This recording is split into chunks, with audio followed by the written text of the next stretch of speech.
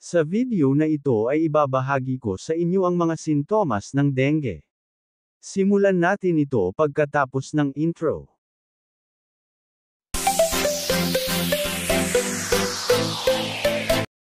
Ang dengue ay kilala rin bilang breakbone fever. Ito ay kabilang sa mga pinakanakamamatay na sakit na dala ng lamok. Ito ay isang viral disease, hindi tulad ng malaria, na may taunang rate ng impeksyon na 100 hanggang 400 milyon sa mga tropikal at subtropikal na bansa. Ang dengue fever ay hindi isang nakakahawang impeksyon. Ngunit ito ay kumakalat sa pamamagitan ng kagat ng mga infected na Aedes aegypti na lamok. Kasama sa mga unang sintomas ng dengue ang paulit-ulit na lagnat, pantal sa katawan, at patuloy na panghihina. Para sa matagal na sintomas, huwag mag-self-administer nang hindi kumukonsulta sa doktor. Panoorin ang video na ito upang matutunan ang tungkol sa laganap na mga palatandaan ng dengue bago humingi ng klinikal na konsultasyon. Mahina man o malubhang impeksyon, ito ay kabilang sa mga pinakakaraniwang sintomas ng dengue na nagmumungkahi ng agarang klinikal na atensyon. Kabilang dito ang una, patuloy na mataas na lagnat.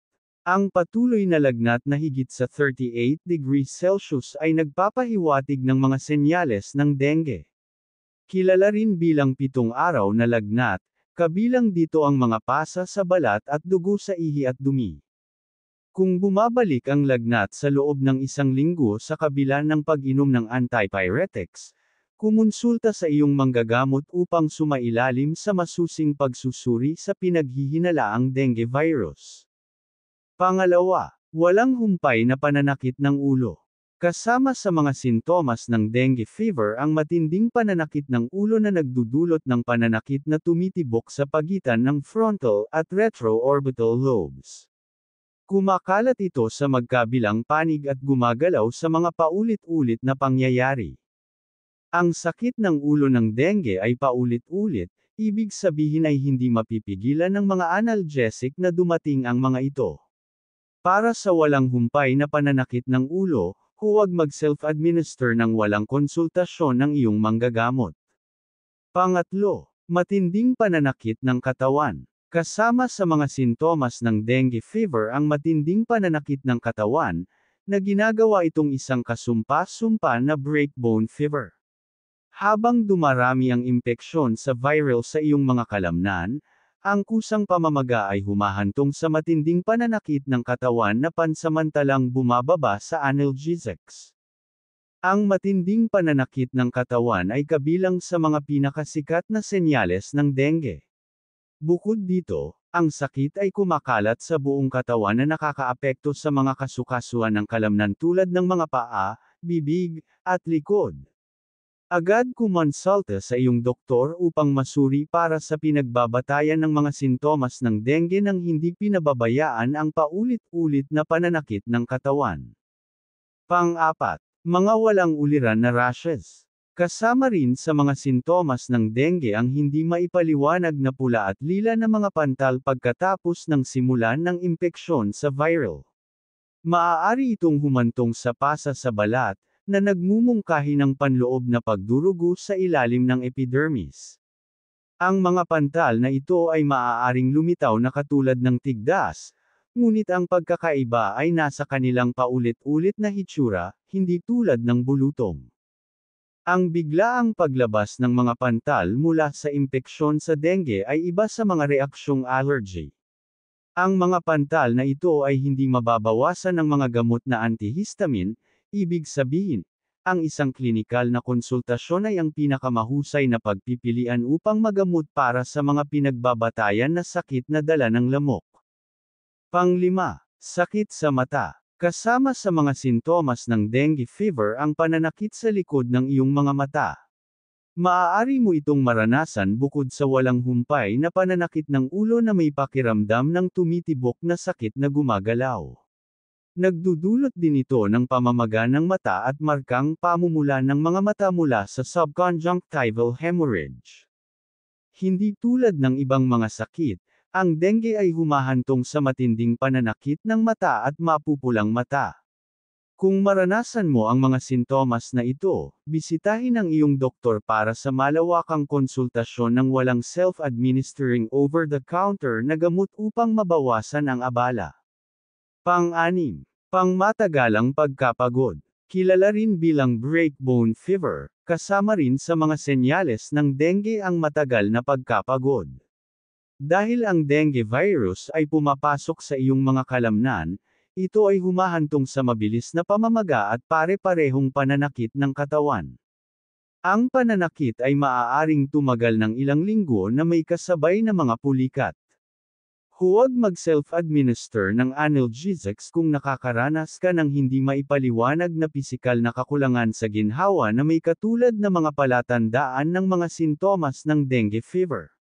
Makipag-ugnayan sa iyong manggagamot upang masuri na may mga pinaghihinalaang palatandaan sa halip na pabayaan ang mga sintomas na maaaring mangailangan ng pagpapaospital para sa kumpletong lunas.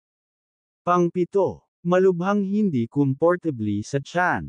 Kasama sa mga sintomas ng dengue fever ang matinding abdominal discomfort na nagpapakita bilang cholecystitis, colitis, hepatitis, at pancreatitis. Ito ay humahantong sa labis na pananakit sa buong rehiyon ng tiyan. Ang impeksyon ng dengue ay maaari ding makaapekto sa mahahalagang organo tulad ng gallbladder at atay, na humahantong sa pag-iipon ng subserosal fluid. Kung nakakaranas ka ng pare-parehong pananakit ng tiyan, kumonsulta sa iyong doktor bago mag-self-administering ng mga antispasmodic na gamot o malawak na spectrum na antibiotic. Pang-8, namamagang lymph nodes. Ang mga impeksyon sa dengue ay maaari ding makaapekto sa mga lymph nodes sa iyong katawan. Nagdudulot ito ng matinding pamamaga, bukod sa natukoy ng isang namamagang kabuoang leeg. Kasama sa pinagbabatayan na pinsala ang thymus atrophy, bone marrow hypoplasia, nabawasan ang bilang ng lymphatic cell at lymph node infarction. Kung nakakaranas ka ng namamaga na mga lymph node na may mga sintomas ng dengue fever, kumonsulta sa iyong manggagamot para sa masusing pagsusuri para sa maagang pang-iwas na paggamot sa mga kasalukuyang sintomas. Pang-9, paulit-ulit na pagduduwal at pagsusuka. Ang pagduduwal at pagsusuka ay kabilang sa mga palatandaan ng dengue, dahil nakakaapekto ang mga ito sa bituka at kalusugan ng bituka, na humahantong sa pagsusuka ng dugo. Maaari ka ring makaranas ng madalas na pagtatae na may pananakit ng tiyan na nagbibigay ng lambot.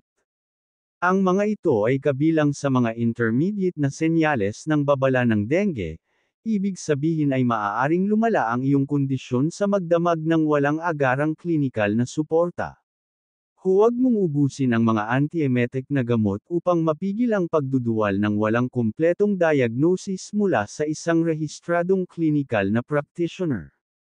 Pang-10, panloob na pagdurugo. Ang panloob na pagdurugo ay resulta ng pathogenic na impeksyon sa iyong mahahalagang organ. Ang mga advanced na sintomas ng dengue fever ay humahantong sa thrombocytopenia o pagkasira ng platelet cell count. Nagdudulot din ito ng matinding pagdurugo mula sa bituka, na nagiging sanhi ng pagdaan ng dugo na may dumi. Maaari ka ring makaranas ng labis na pagdurugo sa bibig at ilong na may mga pasa sa ectodermal na pumupuno sa iyong balat, isang senyales ng pinagbabatayan na pagdurugo. Ang walang tigil na dengue virus ay nagdudulot ng pamumuo ng mga platelet ng dugo, na humahantong sa pagdurugo ng gilagid, pagbaba ng bilang ng RBC, at mahinang kaligtasan sa sakit. Huwag ubusin ang gamot o self-administer nang walang diagnosis ng doktor. Ang mga sintomas ng dengue fever ay nagbabanta sa buhay ng walang agarang paggamot. Bagamat walang direktang gamot, ang paggamot ay nakasalalay sa pagbabawas ng matinding sintomas upang patatagin ang pasyente.